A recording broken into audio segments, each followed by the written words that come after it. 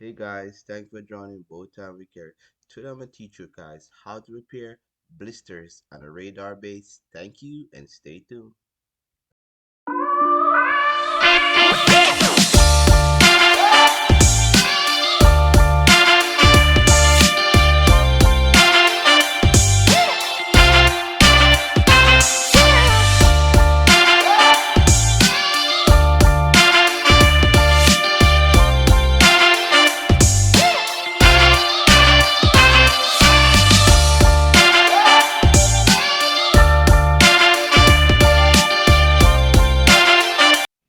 Hey guys, today we're working on this radar base. It has a lot of blisters and void from being on top of the boat where saws get to the metal and create blisters and void. So we're going to go ahead and work on this radar. So let's get started.